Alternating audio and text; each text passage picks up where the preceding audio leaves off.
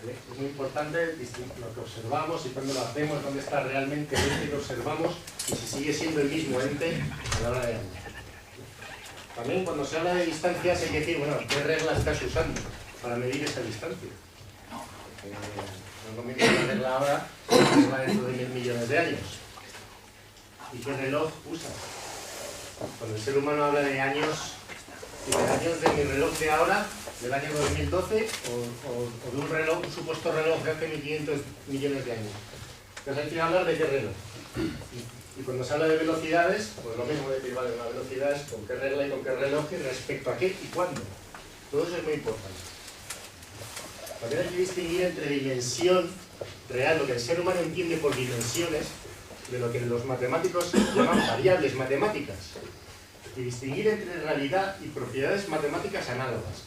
Yo no me canso de decir que 4 variables al cuadrado igual al número no es una esfera de 4 dimensiones, eso no existe. Es una ecuación matemática que tiene las mismas propiedades que una de 3 variables, y esa de 3 variables sí puede ser una esfera de 3 dimensiones. La de 4 variables no es una esfera de 4 dimensiones. Puedes llamar ese nombre o puedes hablar de analogías. Entonces, la realidad sí tiene propiedades matemáticas, pero no siempre al revés. Cualquier cosa matemática que salga no tiene por qué tener su analogía real. ¿Vale?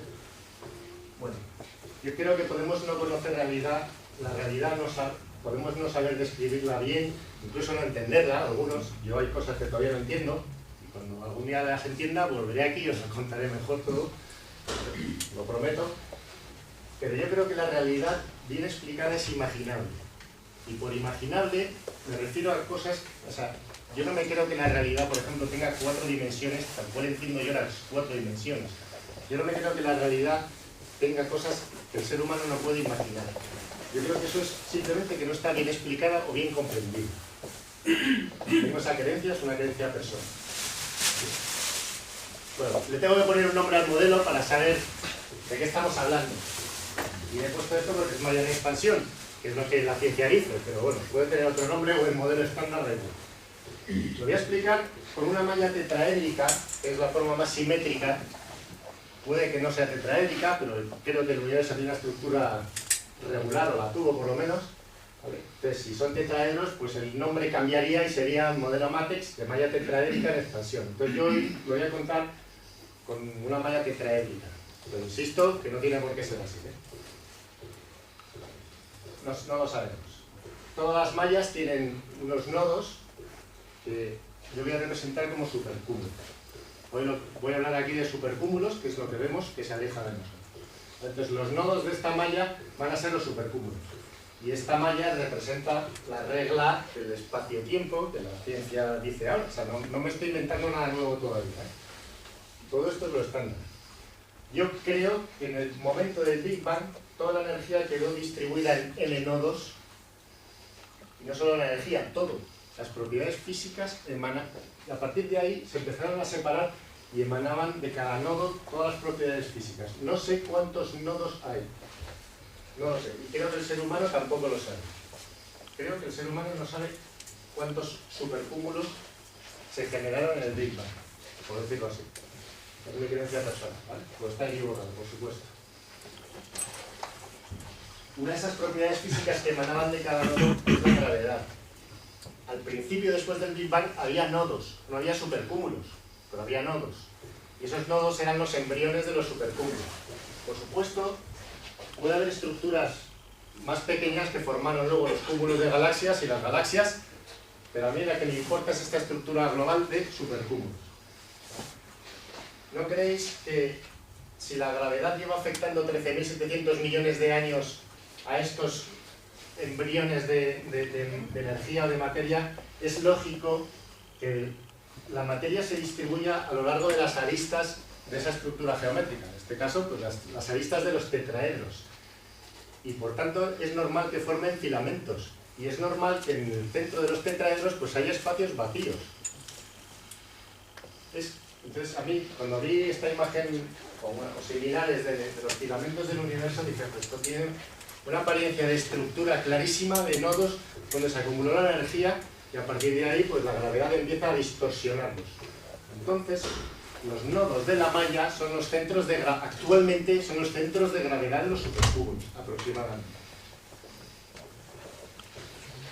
Por supuesto, el estudio de estos supercúmulos pues, nos puede dar una pista para conocer la forma de la malla. Pero sí, hay que saber muy bien cómo llevan afectando las cuatro fuerzas de la naturaleza a los supercúmulos durante 13.700 millones de años, cuál es la masa de energía de esos supercúmulos, dónde están sus centros de gravedad y cómo están distribuidos espacialmente. Pero bueno, por ahora yo no he oído ninguna bibliografía que haya una malla geométrica definida, aunque se piense que es una malla geométrica definida. Pero bueno, este estudio en un futuro pues, puede dar respuesta a la malla. Pero antes de seguir, quiero que imaginéis realmente de qué estamos hablando cuando hablamos de supercúmulos. ¿Cómo es el universo que observamos desde el planeta Tierra? ¿Vale? Para que imaginéis proporcionadamente distancias y tamaños. Pues bien, observamos un universo lleno de supercúmulos, como bien sabéis, cada uno formado por muchos cúmulos de galaxias, y a su vez estos cúmulos de galaxias están formados por galaxias. ¿Vale? Y los otras pues, por estrellas y gas. Todo esto lo conocéis perfectamente. Pues para imaginar eso a mí me encanta representar el mapa de dónde están los supercúmulos, pues de este tamaño, como la Torre Eiffel. ¿Vale? Es una esfera de 150 metros de radio, la Torre Eiffel. Y ahí está el ser humano en el centro del universo que él conoce, que él observa. Fijaos que digo mapa del universo observado, es lo que observa el ser humano. ¿Vale? Esta escala es perfecta para una edad de 15.000 millones de años, ya, aunque tenga 13.700, que es lo aceptado actualmente, también me sirve. No es relevante para imaginar. Bueno, entonces voy a usar esta escala de la Torre Eiffel. 1 centímetro en la Torre Eiffel equivale a 1 millón de años luz. Por tanto, pues ya podemos empezar a imaginar los millones de años luz, convirtiéndolos a centímetros en la Torre Eiffel. El que haya estado en la Torre Eiffel, pues se puede empezar a imaginar los millones de años luz. La Vía Láctea es como una lentejita de 1 milímetro. Entonces nos imaginamos todos en la Torre Eiffel, sacamos una lentejita, la ponemos en la palma de la mano y decimos, mira, mi galaxia Vía Láctea. Esa lentejita, miro para arriba y digo, pues ya sé, el universo observado por el ser humano, ya sé lo grande que es en comparación con mi galaxia. Andrómeda está a 2,2 centímetros y es como otra lentejita, 2,2 millones de años luz. Pero también cabe en la palma de la mano. Y en la palma de la mano caben todas las 34 galaxias aproximadamente, eso según el libro, yo he habido libros que dice que hay 38, otros 25, bueno, más o menos el grupo local tiene una treintena de galaxias y todas se ocupan como una pelota de golf en la Torre Eiffel, unos 4 millones de años luz de diámetro. Y nuestro grupo local, junto con un centenar de cúmulos de galaxias, este es el de Virgo, que sería el nuestro, forman el supercúmulo de Virgo, que a mí me gustaría que el ser humano le cambiara el nombre por el supercúmulo Smart, para que todo el mundo imagine el tamaño. El supercúmulo Smart en la Torre Eiffel. ¿Te imagináis que convenzo al alcalde de París para que suba un coche con una grúa, lo encaje entre los hierros? Y el alcalde de París coge el micrófono y dice, es vuestro supercúmulo. Y ya la gente pues imagina el tamaño de su supercúmulo en el universo. ¿Vale? Ahí está nuestro supercúmulo de Virgo como un Smart enganchado en la torre. Cojo la grúa, cojo otro coche que está mal aparcado, un poco más grande que el nuestro, y los pongo a 3,2 metros, que se llama de Perseo Piscis. ¿Ves? Ya tenemos en la mente dónde está otro supercúmulo. En otra charla que di también para la agrupación hace tiempo, hablaba de este método, pero lo voy a hacer muy resumidito, claro, para que imaginéis los supercúmulos. Y yo me he inventado esta unidad de medida, 3,2 tormetros, tor de Torre Eiffel. Entonces de esta forma ya no hay que hacer cálculos matemáticos. Si yo os digo que hay otro supercúmulo a 3,5 tormetros de nosotros, si os imagináis en la Torre Eiffel, pues a 3,5 metros hay otro supercúmulo. Y ahí está otro, el de Hércules, etc. Y así podemos llenar la esfera de los supercúmulos que conoce el ser humano. ¿De acuerdo? Son como coches, algunos más grandes, otros más pequeños. En total conocemos unas 100.000 millones de galaxias repartidas en esos supercúmulos. ¿Vale? Estos son posiciones de procedencia de la luz que observamos. Ahí no están los supercúmulos. Esto es muy importante, ¿vale? Este tipo de lenguajes es importante. Esto es lo que se llama esfera de Hubble, en esa formulita. Bueno, pero como he dicho antes, no quiero meterme aquí en fórmulas de cosmología. Esto es una representación un poco más real de lo que son los coches esos, colocarlos. Esta escala es muy pequeñita, esto es un tormetro, ¿eh? Porque esto no mide 150 metros para allá, ni muchísimo menos. Hay muchos más por aquí. ¿Vale? Pero estos son como los coches esos que colocamos. Como sabéis, esto es un 4 o un 5% de la materia del universo, y digo observable, ¿vale? El universo observable. Bueno, estas cifras también cambian según el libro que cojas o la referencia que cojas, ¿vale? Pero bueno, que sepáis, que tengáis en la mente esa imagen de los coches en la Torre Eiffel separándose de nosotros, ¿de acuerdo? Bien, creo que es justo decir muy rápidamente cómo hemos conocido esto. Pues, muchos lo sabréis. Esta señora pues empezó a estudiar estrellas variables, las cefeidas, cuya distancia conocía, y se dio cuenta que pulsaban de una cierta forma, y vio que la luminosidad real intrínseca de la estrella pues tenía una relación con su periodo de pulsación. Es como si las bombillas de 60 vatios pulsaran así, y las de 120 vatios así. Pues da igual donde esté de lejos la bombilla, que si pulsa así es que es de 120 vatios. Y entonces ya, con la luminosidad aparente, pues se podía calcular la distancia a otras cefeidas, ¿vale? Entonces, simplemente había que observar cefeidas en esas nebulosas, ¿vale? Ver en ellas estrellas cefeidas. Y eso es lo que hizo Hubble con su telescopio de 2,5 metros, ¿vale? De Monte Wilson. Y entonces pasaron a llamarse galaxias, porque ya se sabía que no estaban en nuestra galaxia esas nebulosas, observando las cefeidas.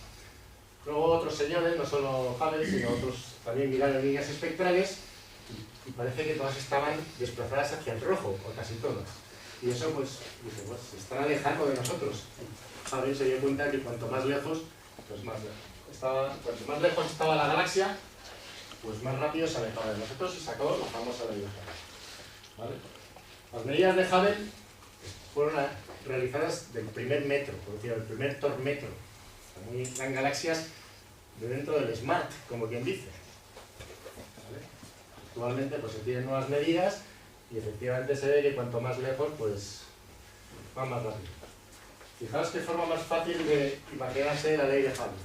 Estamos en la Torre Eiffel, uno se planta allí en mitad de la Torre Eiffel y dice, mira, a 1 metro, que llego con el brazo, dice, a 1 metro las galaxias llevan, las lentejitas, que son galaxias, a 1 metro ya van a 2000 kilómetros por segundo. A 2 metros, el doble, sí. Cada tormetro la velocidad aumenta 2000 kilómetros por segundo.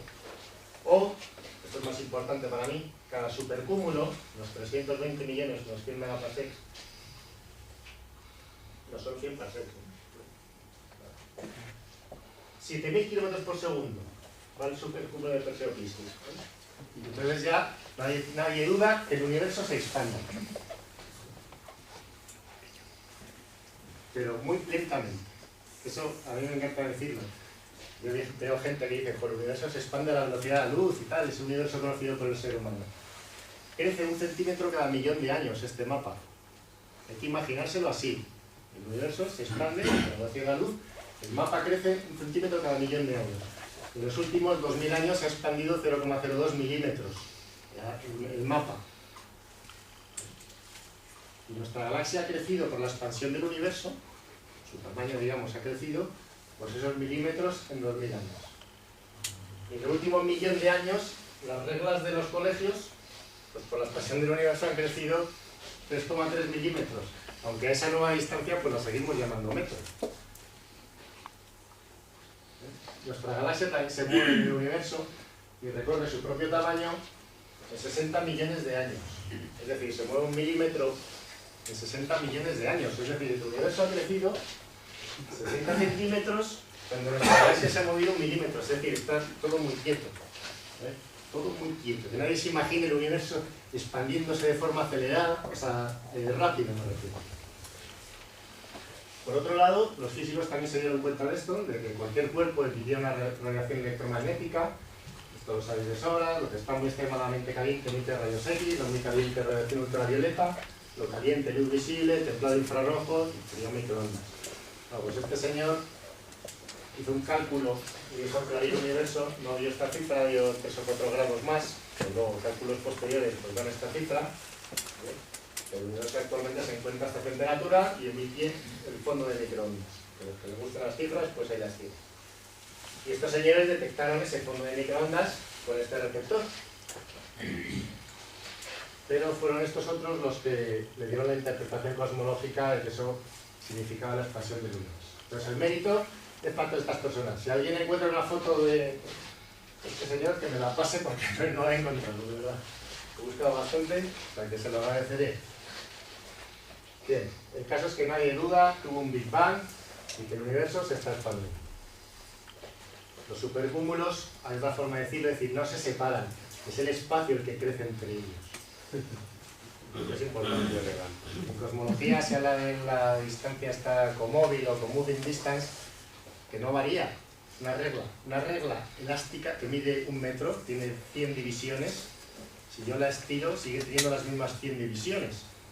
¿Vale? Entonces, si estoy usando esa regla para medir, pues sigue midiendo 100. Y aunque la estire más, sigue midiendo 100. Ese es el concepto del comoving distance, que no varía a lo largo del tiempo. Siempre está a la misma distancia. El supercúmulo de Perseo-Piscis, siempre está a la misma distancia. Lo que se aleja de nosotros es esa regla elástica, entonces siempre está a la misma distancia, la comóvil. No está a la misma distancia propia, por decirlo así. Si es verdad que se aleja. Bien.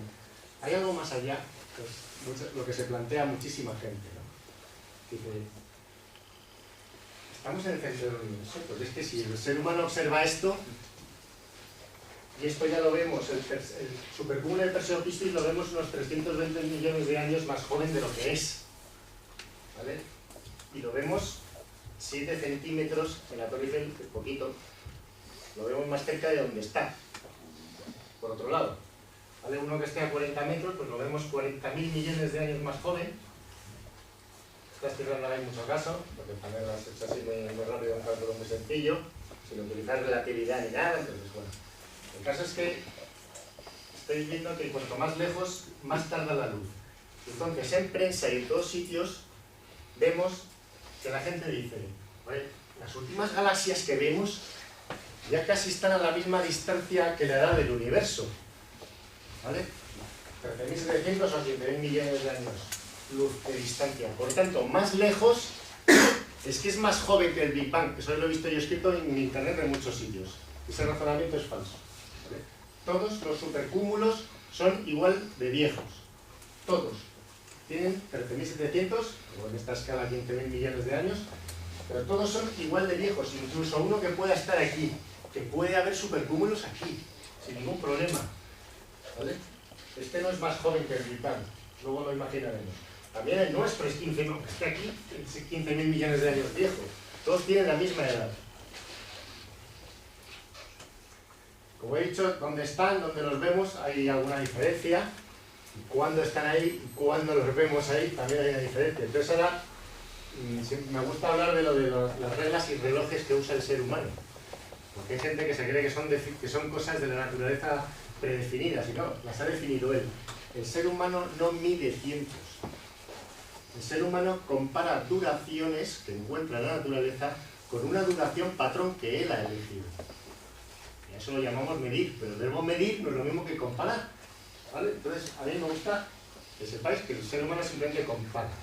Lo que dura un partido de fútbol lo comparamos contra otra duración que hemos encontrado en la naturaleza. ¿Vale? Y hemos elegido ahora algo que hemos encontrado ahora, algo en la naturaleza, como tic-tac, por decirlo así. Tic-tac de nuestro reloj, que como sabéis es el átomo de cesio a 0 grados Kelvin, que a mí me gusta decir en la superficie del planeta Tierra, y esto es lo que ha elegido el ser humano como tic-tac. ¿Vale? Tenemos un tic-tac con el que comparar todas las duraciones, contra ese tic-tac del átomo de cesio. Por comodidad del ser humano, que este tic-tac es tan rápido que no nos es cómodo, pues el ser humano dice, mira, a nosotros nos es cómodo este otro tic-tac que llamamos segundo, y que hemos definido así, como 9.000 millones de veces el tic-tac del átomo de cesio, pero sigue siendo otro tic-tac elegido por el ser humano. ¿De acuerdo? Esa definición pues la podéis encontrar en los libros, ¿vale? Pero es una pura definición de algo que hemos encontrado en la naturaleza ahora, insisto. Porque quién sabe si el átomo de cesio de hace 10.000 millones de años hacía tic-tac de la misma forma que ahora. ¿El ser humano es capaz de distinguir el tic-tac de un átomo de cesio de hace 10.000 años, 10.000 millones de años del de ahora? ¿Es capaz de hacerlo? Si no tiene otro reloj externo contra el que comparar, no puede. Por otro lado, el ser humano no mide espacios, compara distancias con una distancia patrón que él ha elegido. podríamos haber elegido como distancia patrón algo como el tamaño de un electrón, el tamaño de un protón, no sé, o algo, una nuez, ¿no? Pues las nueces son todas distintas, pero algo que hayamos encontrado en la naturaleza. ¿Vale? Y a esa distancia lo hubiéramos llamado unidad de espacio y marcar divisiones en una regla. Y a un múltiplo por comodidad lo hubiéramos llamado metro, sin mirar lo de segundo, ¿no? Pero no hemos hecho esto. ¿Y todo lo que hemos hecho? Hemos dicho, no, yo no quiero elegir una distancia patrón.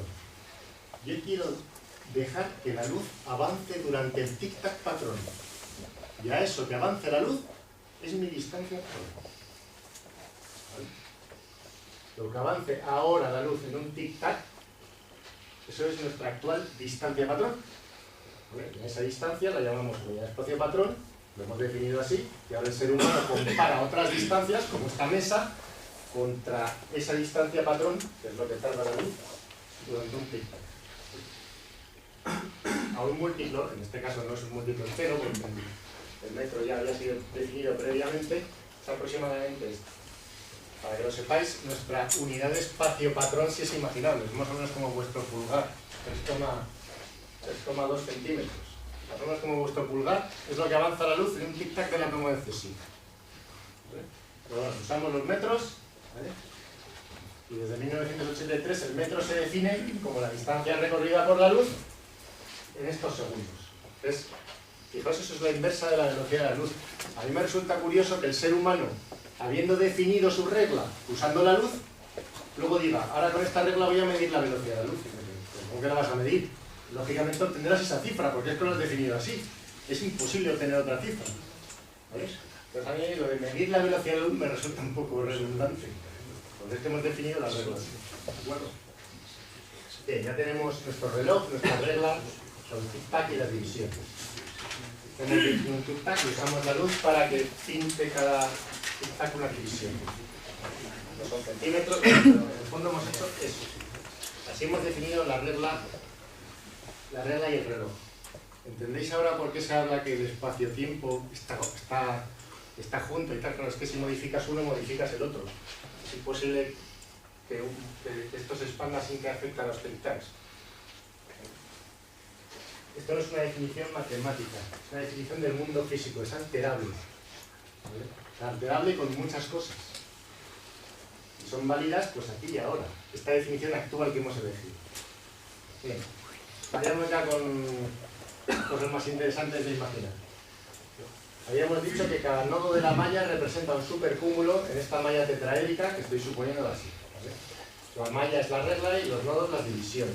Y la luz, cruzando nodos, podría marcar el tic-tac de nuestro reloj universal. Esta definición es equivalente a la que hace ahora el ser humano usando el átomo de cesio y usando la luz, avanzando en los tic-tacs del átomo de cesio. Es exactamente igual, es otra definición, por decirlo así. ¿Vale? Si tenemos estas definiciones de división y tic-tac, podríamos decir que los supercúmulos siempre están a los mismos metros de distancia y la luz siempre tarda los mismos segundos en llegar de uno a otro. La verdad es que es bastante difícil hablar de distancias, de velocidades y de tiempos con una regla que no para de moverse, de crecer. Imaginad que estáis en un colegio, tenéis una regla y el profesor os dice, oye, ¿puedes medir la ventana? Y según te estás acercando ya va más grande, la pones en la parte de arriba de la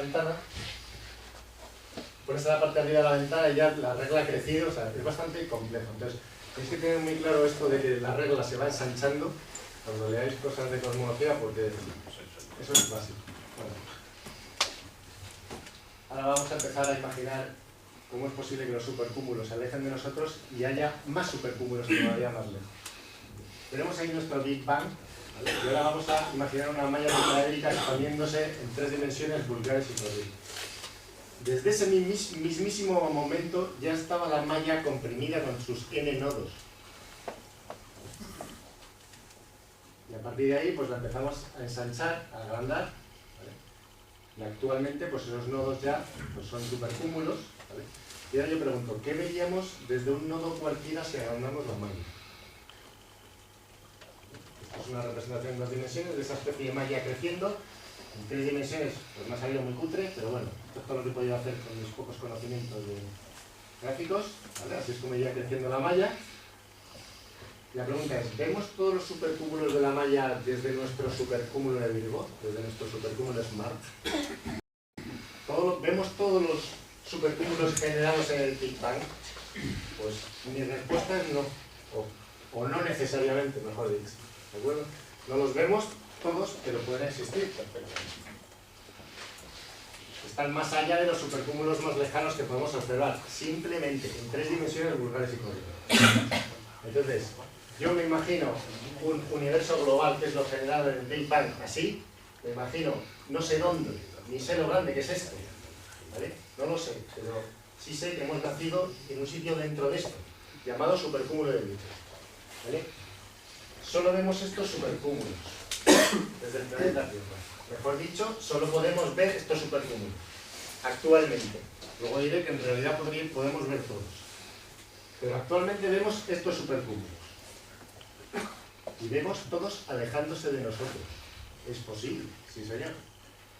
Y vemos aproximadamente así en fila unos 42 supercúmulos a cada lado, manteniendo esa relación estándar de Perseo-Piscis, el otro a 3,5 metros, 3 tormetros, 3,2 tormetros. Vemos unos 42 a cada lado y todo eso elevado al cubo pues dan varios miles de supercúmulos en toda esa gran esfera que estamos viendo. ¿Vale? Y este es nuestro universo parcial local. ¿Vale? Nuestro universo local. Ese supercúmulo de allí, por supuesto, tiene su universo parcial que es igual que el nuestro en tamaño. Y está en los 42 más 42 supercúmulos a todos lados. Y este supercúmulo dentro del nuestro también él observa los supercúmulos que estén a ese radio de 42 supercúmulos. Es como si nuestro universo observable o el de cualquier otro ser fuera 42 supercúmulos en fila, ¿vale? y al cubo. Voy a representar este ensanchamiento en una dimensión y un sentido para que podáis imaginar por qué el ser humano ve lo que ve, pudiendo haber más supercúmulos más lejos. Tenemos una malla de 200 nodos, por ejemplo, lo estoy inventando lo del 200, la tenemos ahí comprimida, es como una cinta métrica, en este caso, porque es una dimensión, una cinta métrica. Tiro del extremo de la cinta métrica con la velocidad que yo quiera. Eso no contradice la teoría de la relatividad. La teoría de la relatividad no pone límite a cómo se expande el universo. Sí pone límite a cómo avanza la luz atravesando esos nodos. Pero yo puedo coger la cinta métrica y moverla a velocidad 200V, ¿vale? De forma que 13.700 millones de años después de que yo empecé a estirar la malla, ¿vale? Bueno, en este caso la cinta métrica, puedo tener los supercúmulos así. Ahora sí hay supercúmulos. Aquí no había supercúmulos. 13.700 millones de años después sí son supercúmulos, ¿vale? Y respecto a este supercúmulo origen, por decirlo así, vamos a suponer que hay uno que se queda en el centro. Este va a velocidad 10V. De verdad que si yo estiro de una cinta métrica, el centímetro número 1 se mueve lentísimo. Y el centímetro número 200 va muy rápido, porque yo me alejo rápido, me alejo a 200V. Pero es fácil de imaginar, o sea, los primeros centímetros casi no se separan del cero. Van a 10V, a 20V, 70V, etc. Y este, por supuesto, se mueve a 200V. Estas velocidades son relativas a este supercúmulo, ¿vale? Pero resulta que el ser humano ha nacido en otro supercúmulo. Voy a poner el 80, me lo estoy inventando. Ahí nace el ser humano. ¿Y qué es lo que observa el ser humano naciendo ahí? Pues él no se entera, el ser humano no se entera que él está subido en un supercúmulo que va a 80 veces esa velocidad, que no sabemos cuál es. Bueno, la V sí sabemos, el 200 es lo que no sabemos, porque no sabemos si hay 200 o 13 millones de supercúmulos, no lo sabemos. Pero sí sabemos que el ser humano desde ahí, eso es lo que observa. Él se aleja a 10 más, entonces a 10V más que el supercúmulo anterior y ve al siguiente, ¿vale? Que va a 10V. Eso es lo que observa el ser humano, desde donde ha nacido. Los siguientes a 20V, 30V, 40V, 50V. Eso es lo que observa el ser humano. Esa malla tetraédrica expandiéndose es similar a esto, pero en 3 dimensiones. Es exactamente igual. Si tú agrandas una malla, de forma que de los extremos de la malla tiras a 200V, todos los nodos se empiezan a separar y es completamente análogo a esto. Esto es un dato experimental observado, yo no me lo he inventado, ¿vale? La ley de Hubble dice que la velocidad entre un nodo y el siguiente es 7.000 kilómetros por segundo. Es decir, el supercúmulo 81 se aleja de nosotros a 7.000 kilómetros por segundo, y el 82 a 14.000, el 83 a 21.000. Sí, ¿no? Y el anterior, los anteriores igual. El 79 también nos alejamos nosotros, pero para el ser humano es como si él se alejara. El 79 se aleja a 7.000 kilómetros por segundo.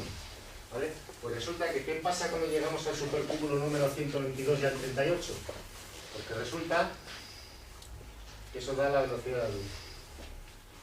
Es decir, la luz de estos supercúmulos intenta ir hacia nosotros, pero es que la malla se lleva el supercúmulo más rápido de lo que su luz avanza hacia nosotros. Es como si sobre la cinta métrica la luz intentara avanzar. Claro, aquí sí va a conseguir llegar hasta nosotros, ¿vale? Pero a partir del supercúmulo 122 y el 38, pues ya la luz no lo consigue. En este caso, la luz avanza hacia allí y todo esto se desplaza y el caso es que tampoco llega. Ahora tengo una simulación que he encontrado en internet donde se ve esto bastante bien. ¿Vale? Fijaos esta pequeña diferencia. Cuanto más lejos esté, más rápido se aleja de nosotros. ¿Cuántas veces hemos oído eso? No. Estos supercúmulos, aunque se estén alejando, no por estar ya más lejos van más rápido, no.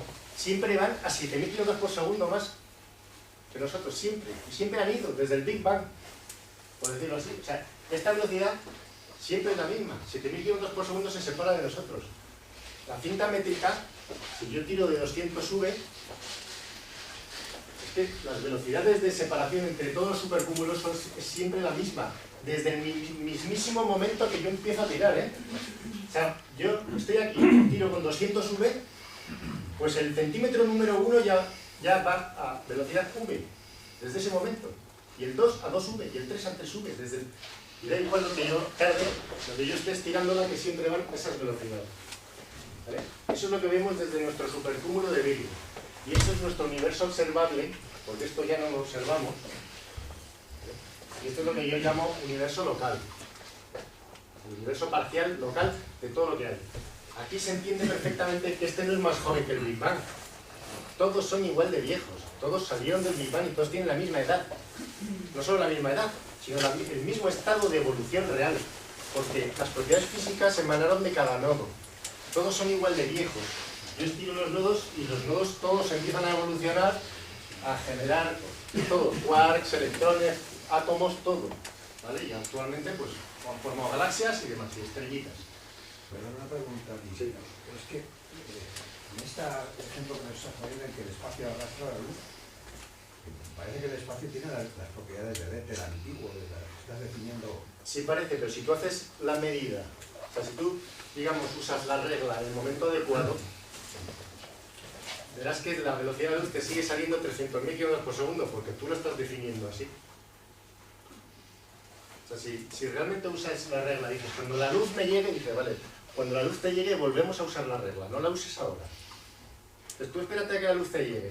Cuando te llegue dices, a ver cómo es la regla ahora, voy a medir esa velocidad de la luz, te da 300.000. Porque es que estás tú definiendo el nuevo metro y el nuevo segundo, lo estás redefiniendo para que te vuelva a dar 300.000. Esto no es algo que me haya inventado yo. El modelo actual sí dice esto mismo, que puede haber galaxias alejándose de nosotros más rápido que la velocidad de luz y por eso no nos llega su luz. O sea, no es una cosa que inventé yo. Y esto lo estoy explicando para que realmente lo imaginemos en 3 dimensiones, con esa malla tetraédrica alejándose, nosotros moviéndonos con ella, igual que el supercúmulo 80 se está moviendo, ¿vale? Y ahí vive el ser humano y ve cómo todo se aleja de él. ¿Vale? Simplemente para que imaginemos esa expansión. ¿Vale? Desde el supercúmulo número 60, pues por supuesto ocurre exactamente lo mismo. Y es un ser que haya nacido aquí, verá su universo parcial de ese supercúmulo. Insisto en que yo creo que el ser humano, por muchas cifras que veamos en cosmología del tamaño del universo, de que es el todo y que es todo lo que hay, y que podemos ver tantas galaxias o tantos supercúmulos, yo creo que el ser humano no sabe cuántos supercúmulos hay, ni muchísimo menos. Ni lo puede saber todavía. Y ahora yo digo una pregunta. ¿Podremos ver algún día este supercúmulo? La respuesta dice no. Dices, bueno, ¿y si viajamos a este? Si conseguimos llegar a este supercúmulo, pues claro que lo veremos, ¿no? Porque está dentro de su universo parcial. Si el ser humano consigue viajar a más de 7.000 kilómetros por segundo, se puede cambiar de supercúmulo. ¿Recordáis que el de Perseo-Piscis se alejaba a 7.000 kilómetros por segundo de nosotros? Pues si construimos una nave que vaya a 50.000 kilómetros por segundo, pues algún día nos cambiaremos de supercúmulo, nos cambiaremos de nodo. Y desde ahí veremos un nuevo universo parcial. O sea que sí, el ser humano sí puede, en teoría, desde mi punto de vista, salvo que esté equivocado de algo de cosmología que se me escape, que puede ser perfectamente, pero yo creo que el ser humano, teóricamente, sí puede conocer todos los supercúmulos. Pero claro, la tecnología que tenemos ahora, ni por asomo podemos conseguir eso. ¿De acuerdo? No sabemos si hay 200, 500, 7.853, 300. Lo único que sabemos es que podemos ver 42 a cada lado.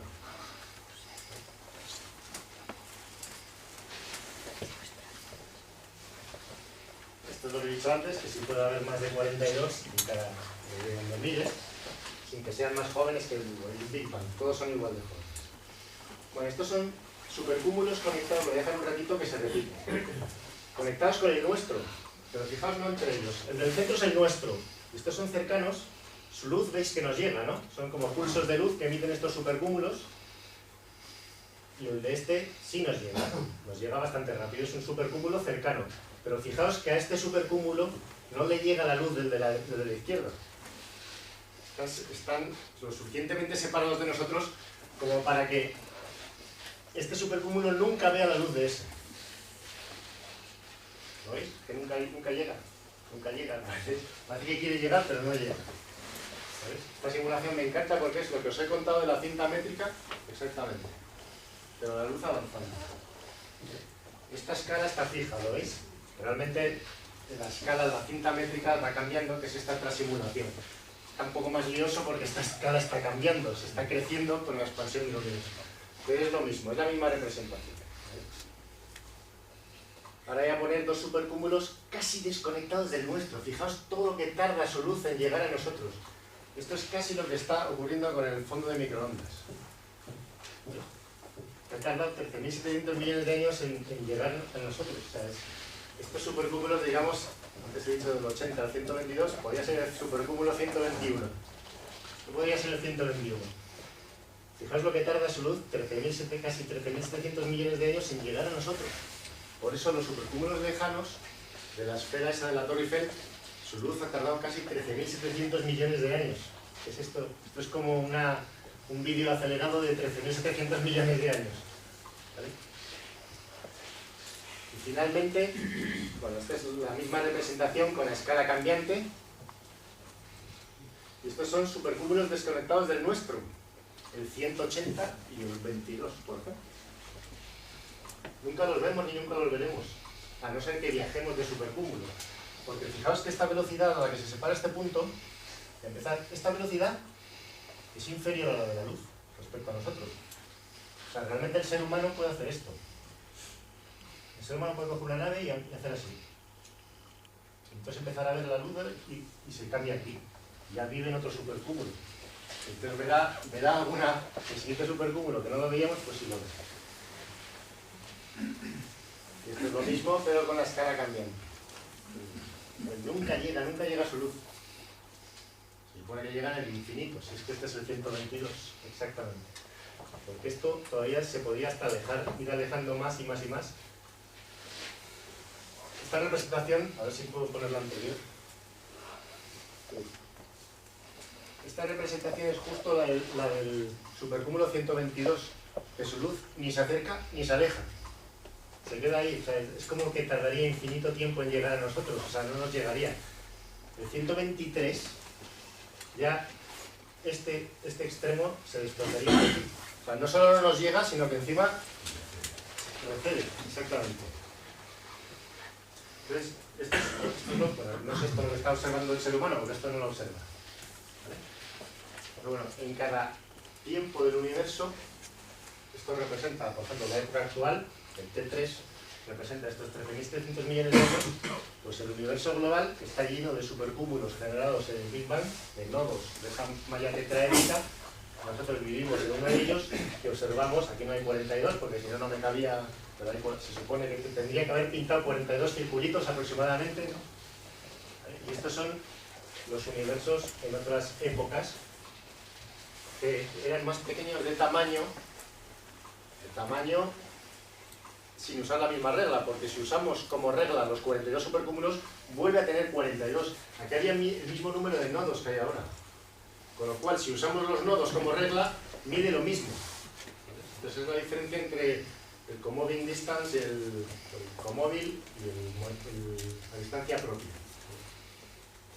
Y aquí también había el mismo número de nodos, y allí todos los universos parciales que haya en todo el universo global miden lo mismo, todos los supercúmulos son igual de viejos, absolutamente todos, y la física y todo evoluciona con la expansión desde cada nodo.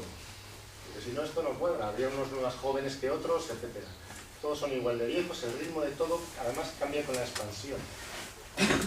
La luz ha tardado lo mismo en llegar de aquí a aquí que de aquí a aquí. Parece mentira, dice, no, pero si la luz va a velocidad constante, dicen, sí, depende de la velocidad, depende de la regla que uses. Si usas esto como regla, aquí la luz ha atravesado 84 nodos. Por tanto va a 84 nodos por segundo, por decirlo así. ¿Ahí cuántos nodos hay? 84, pues también va a 84 nodos, si mantenemos la misma definición.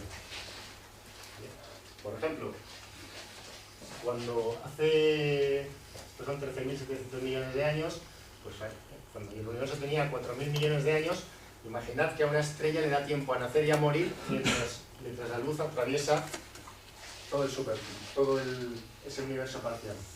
Bueno, pues en otra época, mientras la luz lo atraviesa, la misma estrella nace y muere. Y ahí, mientras la luz lo atraviesa, una estrella nace y muere. Ese es el concepto para mí de que todo cambia, el ritmo de todo cambia con la expansión.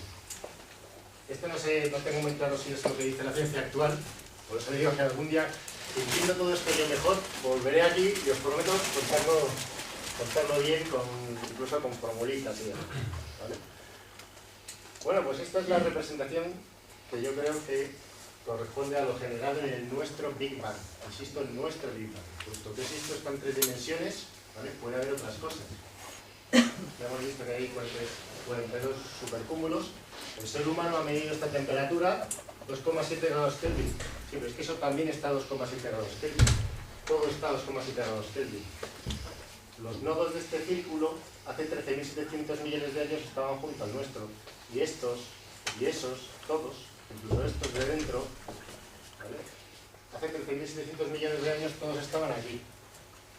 Eso es lo que yo creo. Y con esta expansión de la malla, pues funciona todo. Y el ser humano, esto no contradice nada de lo que observa el ser humano desde aquí. Todos tienen la misma edad. El supercúmulo no lo vemos porque la expansión se lo lleva más rápido de lo que su luz avanza hacia nosotros. Y este igual. Y este supercúmulo, desde donde vivimos es lo mismo, pero realmente somos nosotros los que nos alejamos. Yo creo que el ser humano no sabe el número global de nodos. No sabe lo grande que es el universo global. Y sí sabemos lo que es el universo local, lo grande que es, la energía que tiene. El ser humano habla de la energía del Big Bang. Yo creo que no la puede conocer, porque no puede conocer toda la energía que hay aquí. No sabemos esto lo grande que es. Salvo que un físico teórico me diga que sí, que puede ser, perfectamente. Yo digo que yo no soy físico teórico y a lo mejor uno me dice que es imposible que esto sea muy grande o se puede calcular. Yo creo que no. Sí podemos saber lo pequeño que era, por ejemplo, en nuestro universo local, pero no global. No sabemos lo alejados que estamos del centro, sí sabemos que no estamos ahí si es que hay un límite. Aquí ponen 42, que no sé si se ve bien, ¿vale? Porque veríamos más galaxias, más supercúmulos en un sentido que en otro. Por tanto no estamos ahí, porque sí, vemos todo bastante simétrico. Esta hipótesis no responde a las preguntas actuales sobre, no sé si llamarlo espacio, lugar o cómo llamarlo, ¿vale? Pero esto de espacio vacío, ¿aquí qué hay? ¿O aquí puede haber algo? Pues yo no lo sé, pero para mí es distinto y para mí esto no es infinito. Entonces esta no responde a esas preguntas, pero sí permite explicar en 3 dimensiones vulgares y corrientes el universo observado por el ser humano, entendiendo perfectamente por qué el ser humano observa lo que observa. ¿Recordáis los circulitos esos que se de la animación? Permite entender por qué no estamos en el centro del universo, o sí lo estamos. Yo personalmente creo que no estamos, porque no somos nada especial en el universo, pero bueno. Pues bueno, el caso es que ya, después de esta charla, espero que podáis imaginar un poquito mejor, aunque sea. Espero no haberos hecho perder mucho tiempo al venir aquí. O sea, espero que podáis imaginar el supercúmulo de Virgo en algún sitio de eso generado en el Big Bang, donde queráis lo podéis imaginar. Es vuestro universo observable, ahí está el grupo local, y ahí está vuestra galaxia metido dentro de ese SMART. ¿Vale? Ahí está tu sistema solar, y dentro está tu planeta, y ahí está la agrupación. Y ahí estáis vosotros imaginando un universo global, todo lo grande que queráis, sin contradecir nada de lo que observa el ser humano. O sea, que lo imaginéis muy grande no contradice lo que observa el ser humano. Pues muchas gracias.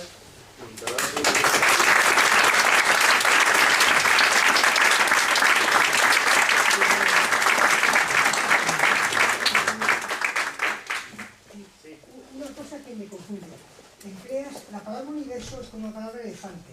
Define una cosa neta y única. Define, según el diccionario, todo lo conocido y todo lo creado. Perdón, no todo lo conocido, todo lo que existe. Todo lo que existe necesariamente no es lo conocido. O sea, pueden ser cosas desconocidas, ¿verdad? Entonces, el concepto universo global, universo local, yo creo que no es correcto. Lo local, pues serán las galaxias, o serán los cúmulos de galaxias, pero el universo es el concepto único que yo creo que no tiene calificaciones, por lo menos nunca se las he visto. Tienes razón según definas la palabra universo. Yo Es que está definida. Bueno, yo empezó la charla diciendo que universo es lo que yo llamo universo a lo generado en el Big Bang. Y para distinguirlo de lo que conocemos, de lo que no conocemos, de lo generado en el Big Bang, he hecho esa distinción entre universo global, que es sinónimo de lo generado en el Big Bang. Lo generado en el Big Bang, para mí, o sea, para mi lenguaje que he estado utilizando en esta charla, es sinónimo de lo generado en el Big Bang, sinónimo de universo global. Que la palabra universo existía antes de que se crea, de que se hubiera descubierto el Big Bang, ¿verdad? Estoy de acuerdo. Si a esto lo llamas universo, o a esto, bueno, esto yo lo estoy llamando universo global. Si a esto también lo llamas universo, puesto que existe, es cuestión de semántica. Redefinimos la palabra universo. A mí yo no tengo ningún problema. No, pero es que hay palabras que yo creo que tienen una definición que no puede tocarse con, digamos, así como de manera un poco... Estoy de acuerdo. En cada caso, el universo es universo y no hay más universo que uno. No existen universos. Hay un universo. Pero vamos. Pero el ser humano, lo que él puede conocer y lo que él puede medir, conoce muy poco del universo. Es esto. Es esto de aquí. ¿Vale? Esto azul. Eso es pura definición. ¿Qué llama el ser humano universo? A todo lo que pueda existir. Entonces, esto es la razón, que esto, pues, si aquí puede haber cosas, también lo quieres llamar universo, vale. Pero entonces, confundirías a la gente cuando, si esto también lo llamas universo, empezarías a hablar de propiedades físicas del universo. Propiedades físicas más relacionadas a generar el Big Bang. Aquí, donde no ha llegado el Big Bang, no hay propiedades físicas. Puede haber otras cosas que desconocemos, puede haber un pato, no sé, es que no lo sé. Pero si hablas de propiedades físicas del universo y te estás refiriendo a cosas que hay por aquí, la gente se puede confundir. Entonces, tienes toda la razón de que hay que definir primero qué significa la palabra universo. Porque si es el todo, entonces cuando hables de cosas que haya por aquí, tienes que significar que no estás hablando del todo. Entonces hay que cambiar otra palabra. Lo podemos llamar, no sé, lo generado en el Big Bang. El Big Bang. Habría que inventar una nueva palabra para no usar universo. O, por eso, no sé cómo llamarlo, o el universo del Big Bang, no sé cómo, habría que usar otra palabra, estoy de acuerdo. Tú hablas de que la escala es cambiante. ¿Por qué no es cambiante la velocidad de la luz? Conseguimos lo mismo. La cifra. La cifra de la velocidad de la luz es la que ahora creemos. No sabemos nada de lo que pasaba hace tiempo y de lo que pasará en el futuro. Exactamente. Una cosa es la velocidad que lleve la luz, y otra cosa es la cifra que obtengas una vez que has definido una regla y un reloj. Sí, vale, pero La si cifra esa regla que la tienes- definimos en función de lo que vamos a medir después, estamos en una tautología y es mentira cochina. Estamos, efectivamente, si tú la regla, si tú la separación entre las divisiones utilizas la luz para pintarlas, siempre te va a dar la misma cifra. Claro, pero Sí, eso es lo que es estoy que diciendo. podemos conseguir lo mismo con una velocidad que también vaya evolucionando a la que va pasando el tiempo, y hay que definir el tiempo, que esa es otra. Pues efectivamente, en la presentación esa que mostraba, a ver, lo puedo hacer rápido.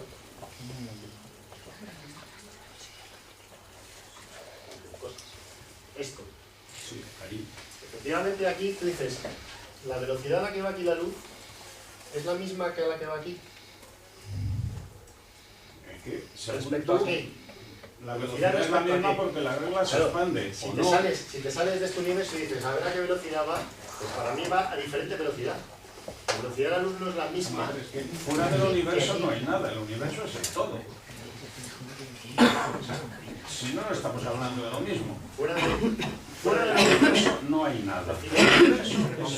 Define universo. ¿Eh? El universo es el todo. En todo lo generado en el Big Bang. El todo lo generado, si en el Big Bang o en otra cosa, no lo sé. Hasta ahora aceptamos el Big Bang, pero vale, por ahora es la teoría buena, pero nada más. Ya he dicho que no hay solución a entender lo del borde del universo. Si tú dices el todo no tiene un borde, es infinito.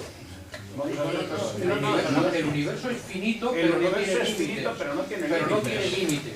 Eso, Ahí entramos en geometría. Eso no se puede imaginar, tampoco se puede entender, matemáticamente sí se puede se entender. entiende. No, actualmente no.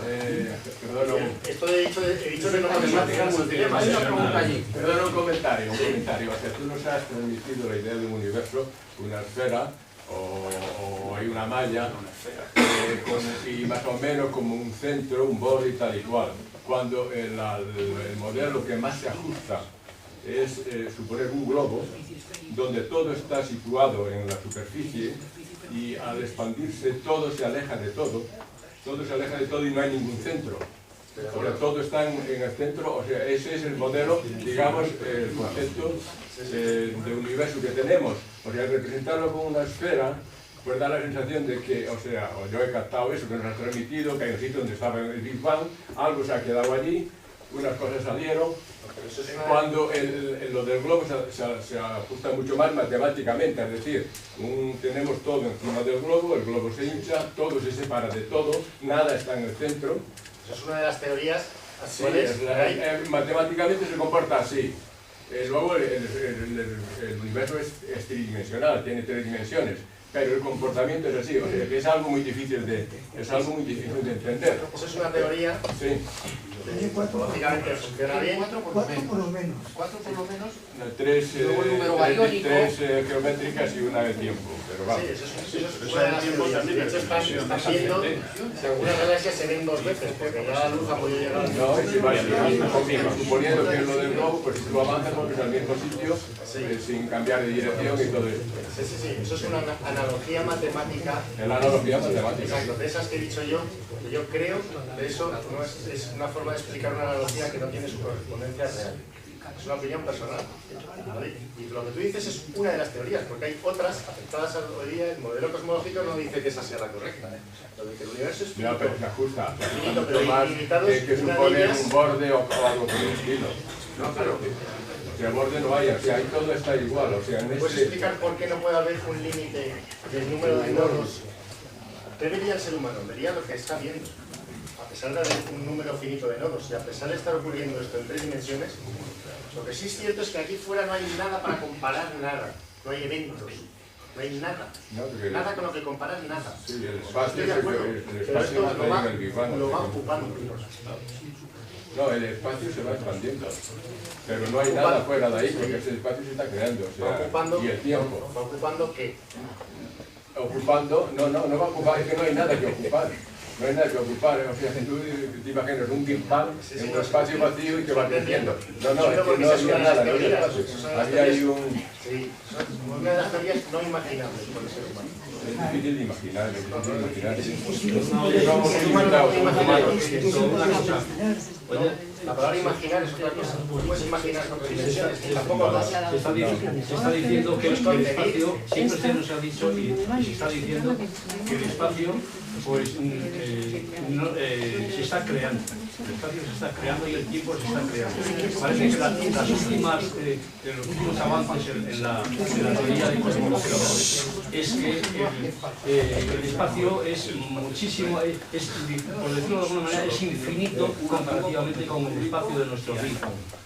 Y el universo al que nos estamos refiriendo, tenemos que entender que es referido a nuestro Big Bang, que al parecer, pues, como también ya se indicaba algo, nuestro Big Bang es una pequeña cosa en el universo global, que tú lo defines de esa manera. Entonces eso, hay que empezar a aclarar que eso de que el espacio, de que no hay nada y que se está creando el espacio y el tiempo, parece hoy día está desacreditado, según las últimas teorías y opiniones en cosmología. No sé si estás de acuerdo con esto. Y aclárame una cosa también. Te he oído decir, por ejemplo, de la cantidad de cosas interesantes que has comentado, es que en algún momento la velocidad de la luz es superior a la que conocemos.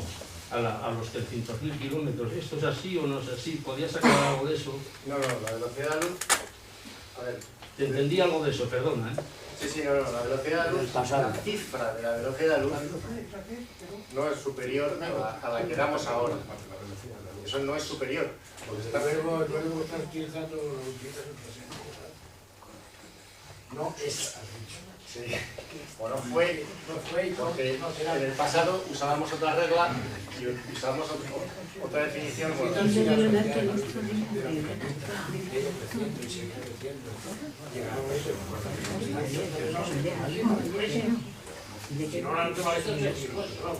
la luz puede ir como vaya, pero si tú la regla que usas para medir esa velocidad de luz la vas redefiniendo usando la luz, te va a dar el mismo resultado. ¿Sí?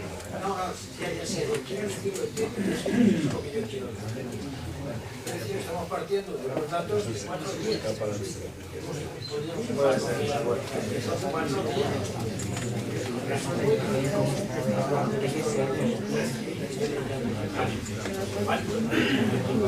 no, pero hay una teoría que nos guía atrás.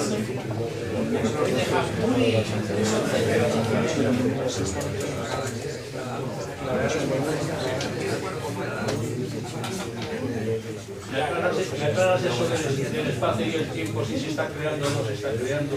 ¿O si existe? A ver, hay que definir espacio. ¿Qué entiendes tú cuando hablas, usas ese vocablo espacio? ¿Qué es lo que entiendes? ¿Qué es lo que entiendo yo? Porque si no, a lo mejor no nos ponemos de acuerdo. Yo estoy de acuerdo, ¿sabes? Yo parto de la premisa que la realidad puede ser imaginada por el ser humano. Entonces, el modelo que he planteado aquí es una forma de imaginarlo. Sé que lo del borde del universo, del espacio que se está creando y tal, no es lo que se acepta ahora, pero es que no me queda otra elección para poderlo imaginar realmente. Porque insisto en que 4 dimensiones no se puede imaginar. Entonces, el número de nodos siempre ha sido, yo creo que si no es infinito, que podría serlo, pero si no es infinito, es fijo. Entonces va ocupando más espacio, digamos, y tienes lugar para cabida de más cosas. Entonces a lo mejor el ser humano habla de que el espacio se está creando en el sentido de que cada vez hay lugar para cabida de más cosas, de más objetos, por decirlo así. Siempre y cuando esos objetos también los definas, porque entre un supercúmulo y otro, dices, aquí podría yo colocar otro supercúmulo. Pues no, es como entre, o sea, puedes colocar una cosa más pequeña, como los centímetros de una regla. Aunque las tires, si metes otro centímetro ya es otra escala.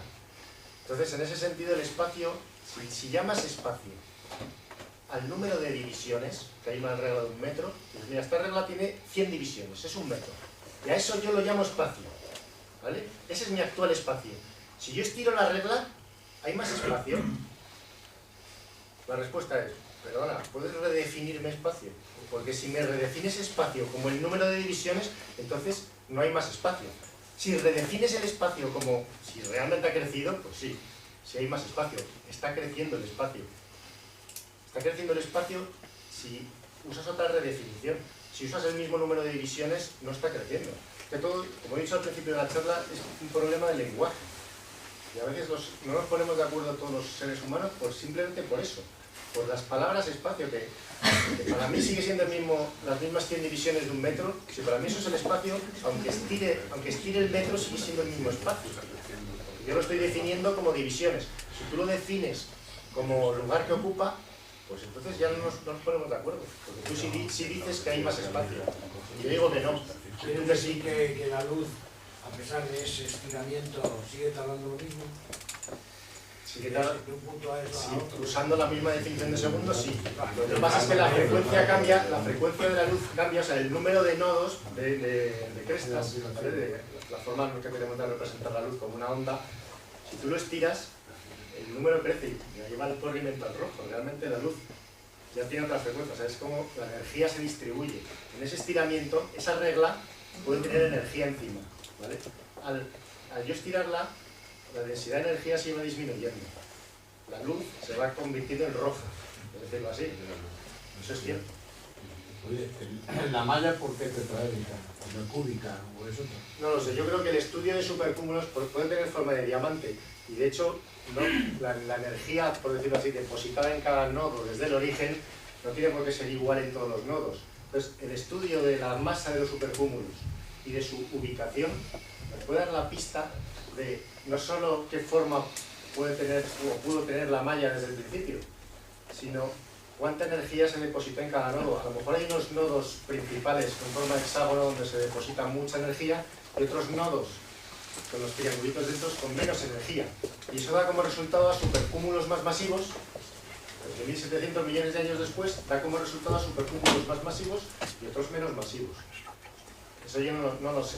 Sin embargo, la teoría del fondo de microondas dice que las variaciones son ínfimas, o sea, menores de 1 por 10.000. O sea, si tú miras globalmente para todos los lados, está prácticamente una variación.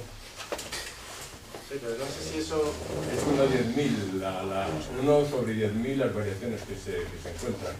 Desde radiación que recibe, que fue bueno con las mediciones que han estado haciendo, primero con la WMAP, me parece que primero con CODE, y luego con la WMAP, y son ínfimas las variaciones, que es prácticamente uniforme. Exacto, por esa uniformidad yo pienso que sí puedo tetraedros por simetría y por tasa uniformidad. ¿Quieres decir con esto que hay algo definido que debe ocurrir de una manera determinada, que no hay azar? Según eso que estás diciendo. Porque si va hacia un camino determinado, ya algo lo ha No, pero estamos hablando de propiedades muy globales. Ya, pero igual, pero te cargas el azar en cualquier caso. Ahora, estás llevado a otro nivel mucho más Yo creo que microscópico. el fundamento es el azar de todo. Azar está en el mundo microscópico, no en el macroscópico. En el otro pues vamos después y desvaya. Es un comportamiento global lo que estoy hablando, ¿eh? Es un comportamiento global.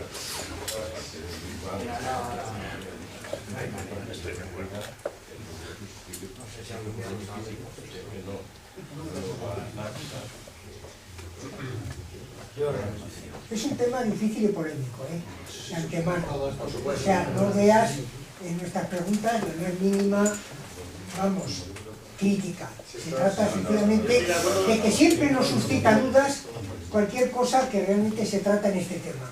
Siempre. Estoy de acuerdo. Yo no defiendo esto diciendo está ocurriendo esto, no. Estoy diciendo que si tienes la premisa de que el ser humano puede imaginar la realidad, mi única solución a la expansión del universo es esta. Sí, pero es que es un poco atrevido haber querido, y yo lo entiendo, o sea, la presentación yo la entiendo brillante, pero muy atrevida. Porque pretender decir... Pero bueno, hombre. He dicho, parto de la premisa de esa eso, y el ser humano creo que puede imaginar la realidad y por tanto no acepto cosas que no son imaginables. Y esto, digamos, o sea, se puede me imaginar. encantaría tener yo los conocimientos teóricos y matemáticos para que alguien me diga esto que tú presentas es imposible por esto. Que me diga que es imposible.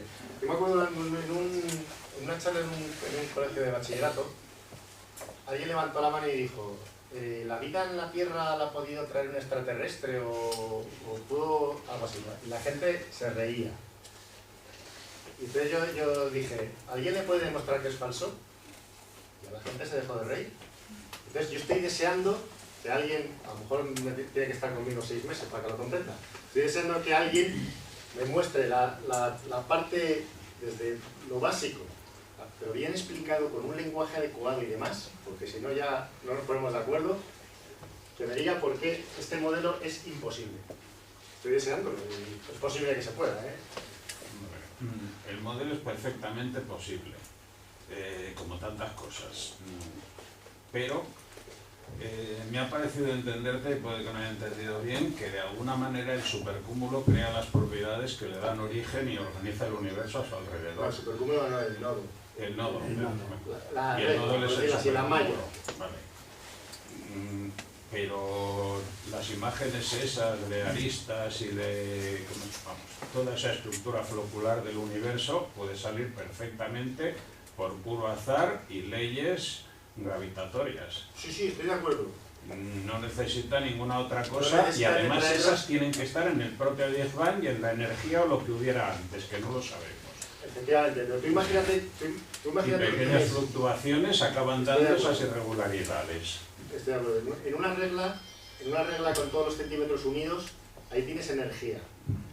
Si no está ya predistribuida uniformemente en las líneas, en los nodos, cuando la estiras, pues hay unas zonas que se quedan con más energía que otras.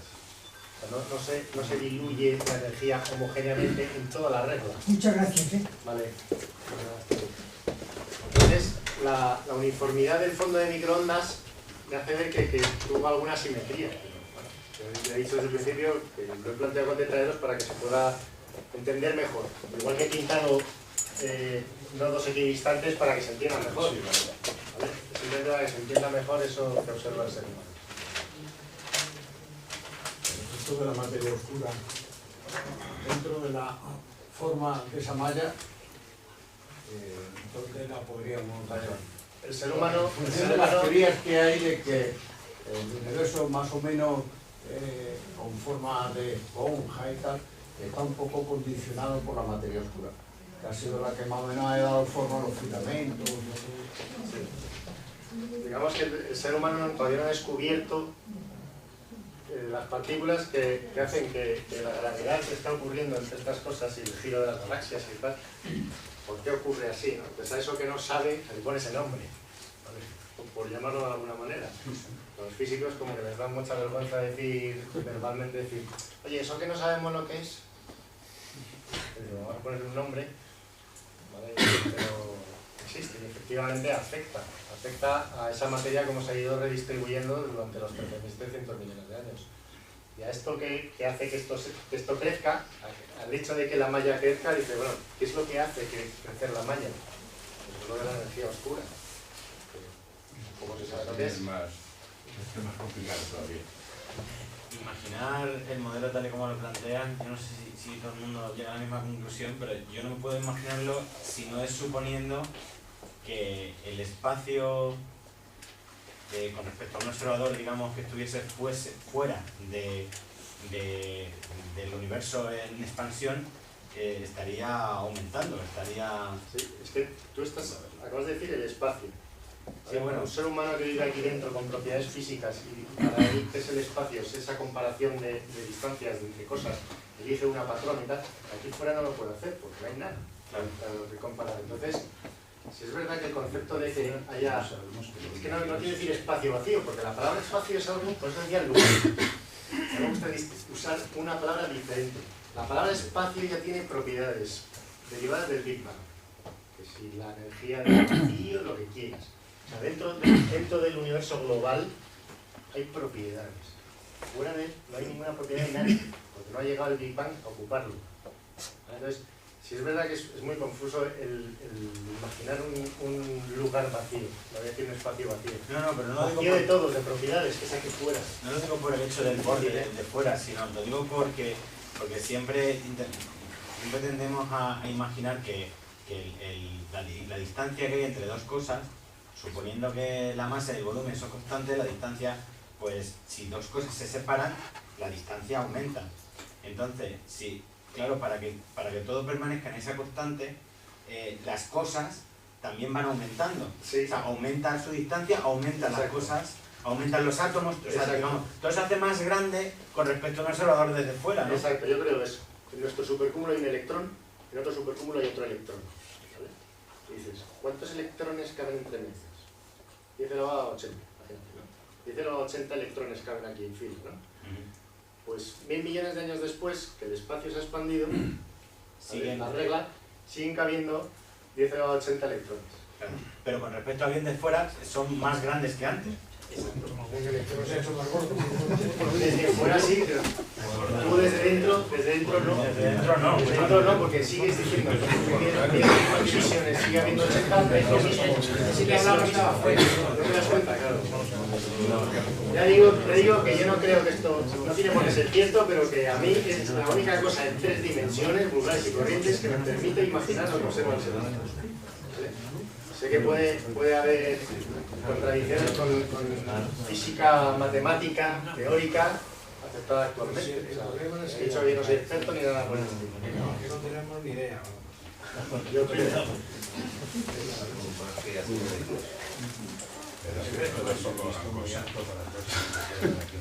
No, que va. Pero sí, porque os hayáis quedado con la mente de que un supercúmulo aquí no es más joven que el Big Bang, como escribí con eso ya, me siento satisfecho. Eso lo he visto ya en internet en muchos sitios, dicho que de algo más lejos que los últimos supercúmulos que vemos sería más joven que el Big Bang y entonces ahí no puede haber nada. Eso es falso. No puede ser falso, mejor dicho, ¿verdad? Puede ser falso. En esta...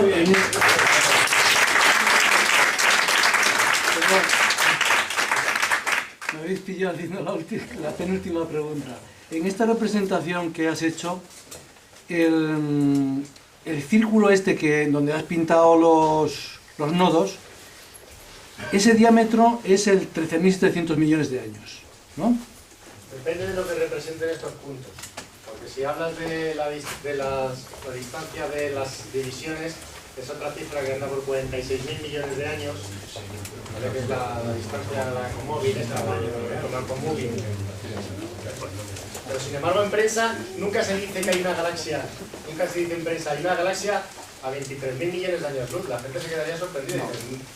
Los 13.700 millones de años es lo que, según la física o los teóricos, han echando marcha atrás de hoy hacia atrás. ¿Es de dónde procede la luz? No, el origen, no, el Big Bang.